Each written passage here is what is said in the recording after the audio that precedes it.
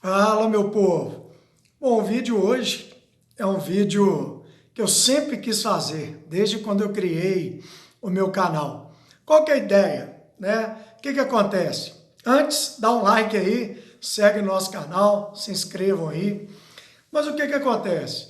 Eu vou tentar aqui, em poucos minutos, contar a história do Brasil, a República, né? É claro que você não pode resumir, né, 130 anos de república, algo aí nesse sentido, em 10, 15 minutos. Mas é muito útil para o aluno que está se preparando para o Enem, ele colocar em ordem ali os presidentes, para quem tem a curiosidade de conhecer a história do Brasil, saber um pouquinho mais e, principalmente, compreendermos o quanto o nosso país é complicado, né? Tudo aqui parece ser mais difícil. Então vocês vão contar comigo, né, ao longo da história aí, quantos presidentes do Brasil foram eleitos democraticamente, né, iniciaram seu mandato e terminaram o mandato. Quantos? Em cento e tantos anos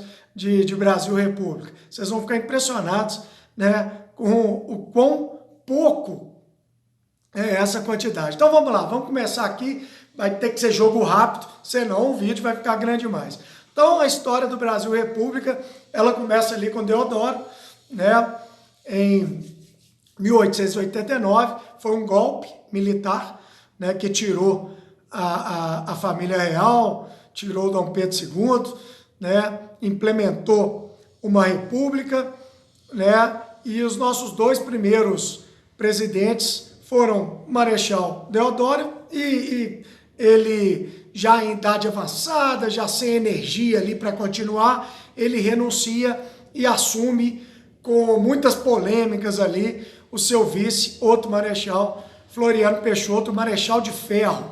E foram dois governos horríveis, crise de encilhamento, né, revoltas da Armada, que era a Marinha, enfim, foi um momento muito tenso e foi um período militar, né?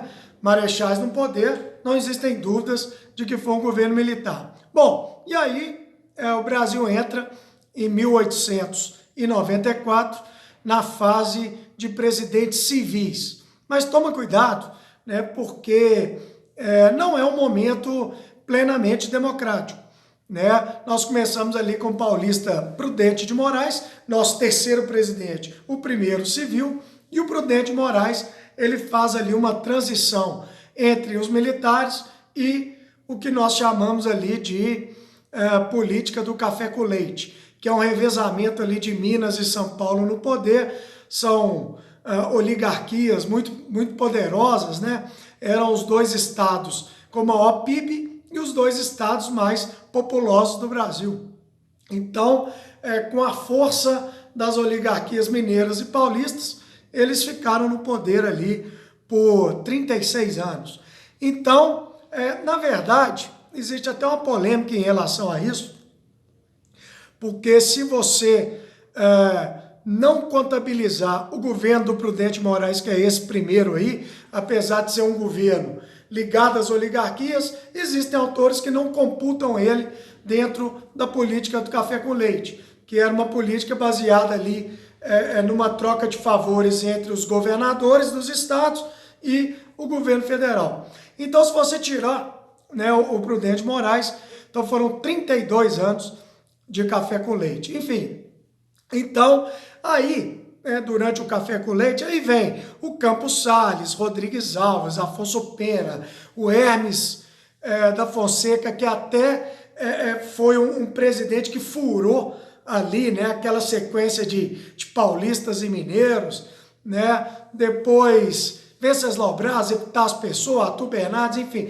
terminando ali com o Washington Luiz, que foi deposto pela Revolução de 30 e a chegada ao poder do Getúlio Vargas, mesmo que o Júlio Prestes havia ganho as eleições, mas aí é uma outra história.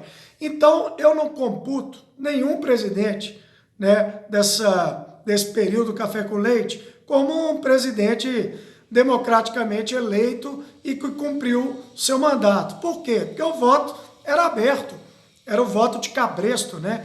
Então, uma minoria da população votava. Então, com o voto aberto, os coronéis, eles gerenciavam as eleições, né? Poucas pessoas tinham coragem de votar de forma contrária aos interesses do coronel local. Então, isso não é uma democracia plena.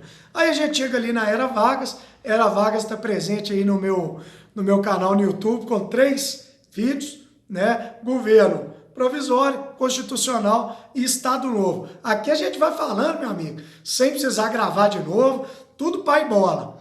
Então, Era Vargas, obviamente, não é um período democrático, em especial ali o início, logo após a Revolução de 30, e o fim ali, os 8 anos de Estado Novo, que foi uma ditadura brutal, né? Então, Era Vargas não teve democracia, e aí o Vargas é deposto, final ali da Segunda Guerra Mundial, e entra o Eurico Gaspar Dutra. Aí sim, olha só, hein? Enfim chegamos no primeiro presidente eleito democraticamente por voto secreto, né, que cumpriu o seu mandato e foi embora para casa. Primeiro, até agora, né, foi o Dutra. Então, apesar de ter sido o primeiro presidente eleito democraticamente, que cumpriu o seu mandato, fez um governo péssimo, um governo muito pouco comentado, né? Muito pouca coisa para a gente falar do governo Dutra.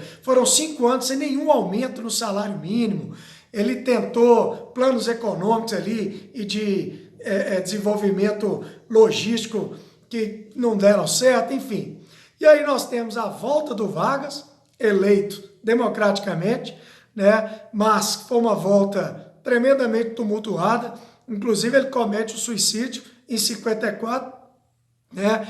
E sai da vida para entrar para a história como uma das suas cartas de despedida, né? Mesmo que não tenham sido todas elas escritas por ele, dizia.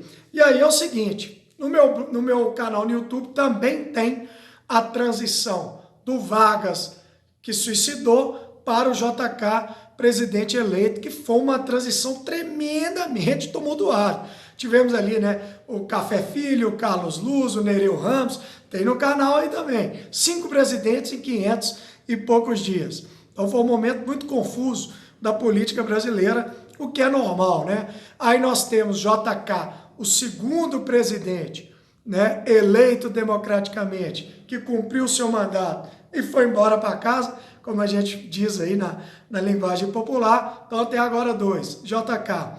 Depois do JK, mais tumulto, né? Foi o presidente eleito Jânio Quadros, renunciou, né, com 7 meses de mandato, né? Praticamente não governou. Era um presidente que muito confuso, paradoxal, se dizia anticomunista, mas condecorou Che Guevara, Yuri Gagarin, reatou conexões com a China, com a União Soviética, enfim.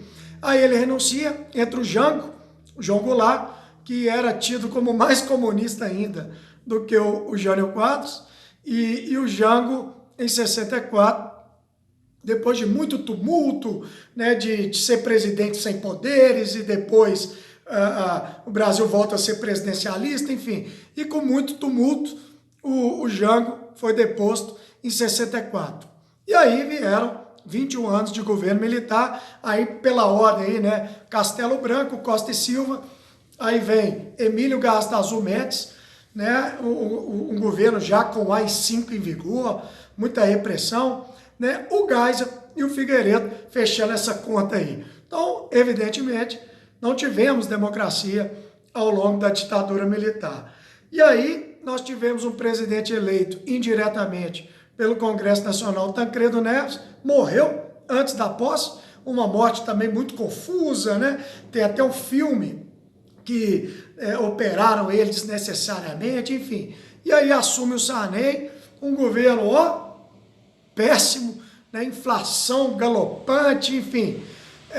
Aí tudo indicava que na década de 90 o Brasil entraria no eixo democrático, né? Com a eleição do Fernando Collor de Mello. E eleição essa em 1989. E, infelizmente, o Collor, né, foi acusado de corrupção, né, e os caras pintados foram às ruas e ele foi retirado do cargo por impeachment. Então, quando nós parecíamos estarmos entrando num trilho, né, democrático, com a eleição e tal, o Collor foi deposto do seu cargo. E aí veio o governo Itamar, né, que era o vice, um governo que tem o mérito aí do Plano Real, que já na sequência emplacou o seu ministro da Economia como presidente por 2 mandatos, que foi o Fernando Henrique Cardoso. Então, meus amigos, estamos chegando aí no final do século XX, 111 anos de Brasil República e até agora 3 presidentes foram eleitos democraticamente, cumpriram seu mandato e foram embora, né? Dutra, JK e o Fernando Henrique Cardoso, em seu primeiro mandato, que é o seu segundo mandato, já foi uma parte dele para o século XXI. Então, depois tivemos aí 2 mandatos do Lula, que é um homem que veio do povo. Então ele trouxe junto com ele muita animação, né? Pela primeira vez o Brasil saía daquela questão da elite dominar o país e tal. E, infelizmente, o governo do Lula teve momentos bons economicamente, teve melhorias sociais, mas foi um governo marcado por enorme corrupção. Tá aí o mensalão que não me deixa mentir, né? Então, aí já no século XXI, nós temos o 4º presidente, né, que por 2 mandatos governou até o fim. Aí ele emplacou a sua pupila ali, né, que era a Dilma, fez um primeiro mandato muito ruim, cheio de altos e baixos, e foi reeleita e no seu primeiro ano de mandato já foi tirada também por impeachment devido a pedaladas fiscais. Aí é uma outra discussão, né? Que as pedaladas existiram é indiscutível, mas se isso era motivo para tirar um presidente eleito é uma outra coisa, é uma discussão muito longa, enfim. Mas fez um governo horroroso, péssimo também. Ela não tinha apoio popular, não tinha muito apoio político, e o impeachment, ele é uma obra política, né? Se você não tiver apoio político, você cai no Brasil mesmo, parceiro, cheio de interesses aí, enfim. Então aí depois do péssimo governo Dilma, nós tivemos aí o Temer cumprindo aí o final do mandato, um governo também muito questionado, com denúncias de corrupção, e agora o Bolsonaro, que é um governo muito tumultuado, extremamente ideológico e raivoso, e ainda pegou a Covid-19, lidou muito mal com ela, e nós não sabemos como é que vai dar isso aí. Então, meus amigos, isso aí, 14 minutos aí de vídeo, é um breve relato dos 131 anos aí de Brasil República, só tumulto, né? Infelizmente, os momentos aqui de paz, de prosperidade, eles são raros, né? E as polêmicas aqui parecem ser a regra. Abraço do Clebinho.